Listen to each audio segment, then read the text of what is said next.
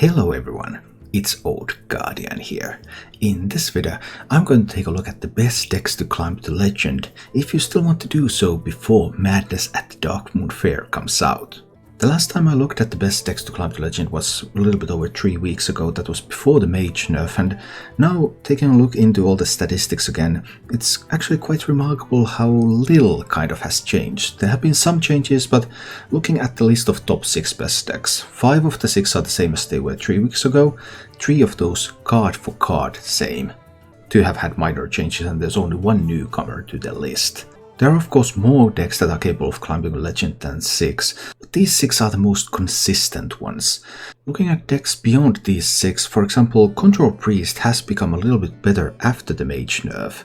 But no matter how hard I looked through all the Control Priest lists, all of them were a little bit inconsistent still, so I can't wholeheartedly recommend playing Control Priest if you want to climb to legend, but just that you know that, for example, Priest is also a viable option.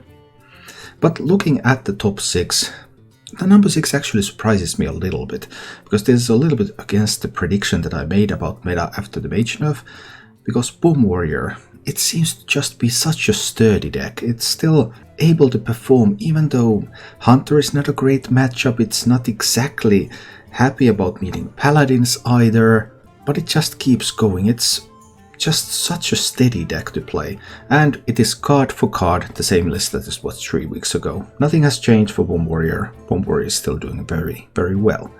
There are also other warrior decks in the meta. There's Enrage Warrior, there's Big Warrior, there's Control Warrior, there's this sort of Silas OTK Warrior, but Bomb Warrior is still the best performing out of all these warrior decks.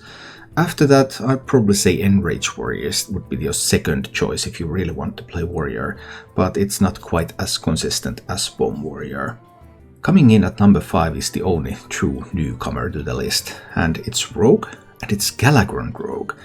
That's maybe a bit of a surprise as well. I mean, I knew Rogue was going to be better after the mage nerfs, that was one of the predictions I made about the upcoming meta, but that Galakrond Rogue would turn out to be the best rogue archetype caught me a little bit by surprise. You can still play Stealth Rogue, Secret Rogue, and Highlander Rogue. All of those are playable decks, but Galakrond Rogue seems to have a bit of an edge over its competitors at the moment. Its main weakness actually is its other competitors of the same class, but it has better matchups outside of its class, and Rogue not being that popular right now means that Galakrond Rogue is a good choice for climbing to legend. Hunter keeps being good. There's just nothing that can keep Hunter away right now. And at number 4 we have Face Hunter, the weaker of the 2 main Hunter archetypes at the moment. Face Hunter list, it hasn't evolved a whole lot. The main thing that you can tweak is the secret package, and this time I recommend running double freezing, double pack tactics as your secret package, instead of running pressure plates or explosive traps. That is the only minor alteration to the list. Other than that, well, Face Hunter is just a solid deck. It can run out of damage, sure, it's a pure aggro deck, but it goes in, games are fast, win or lose. Next one. Try to optimize your damage and go. Coming in at number 3 is the Soul Demon Hunter. Soul Demon Hunter has still been able to be the best Demon Hunter archetype. Aggro Demon Hunter is also a playable deck, but Soul Demon Hunter is just more consistent, stronger, and hugely favored in that mirror match. This Soul Demon Hunter list is the exact same list that I recommended 3 weeks ago. It is still getting the job done. I actually played a bunch of Soul Demon Hunter myself recently, and there can be pockets in the meta where you can struggle, because at one point, for example, I ran into a bunch of warriors and they just kept getting so much armor that I had a pretty much problem having enough damage to handle that. But overall, when you play a larger sample size of games, Soul Demon Hunter is still an excellent deck to climb to legend. The previous report's number 1 deck is now the number 2 deck, Highlander Face Hunter, still a great deck.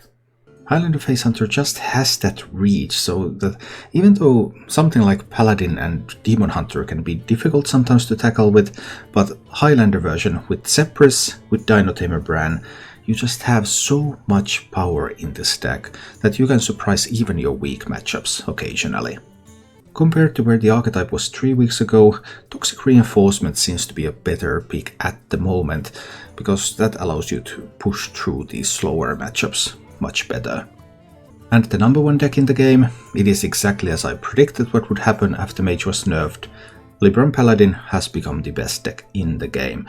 This is the exact same Libram Paladin list that I recommended 3 weeks ago. The best list has not changed by a single card, and it's just strong. Looking at the main meta matchups, actually Libram Paladin doesn't have a single unfavorable matchup, and it is a dominant force. Paladin also has another playable archetype, which is the Pure Paladin. They are very closely resembling each other. Pure Paladin is just slightly weaker, and there's really no reason to play Pure Paladin over Libram Paladin, because Libram Paladin is just a little bit better in everything. So, those are the 6 best decks to play the Legend right now. Madness at the Darkmoon Faire is coming in a couple of weeks. I don't expect the meta to change much before that, and if you want to hit Legend before the new expansion, these are the best tools to do that. Thank you for watching. If you enjoyed the show, please click the like button and subscribe to my channel for more.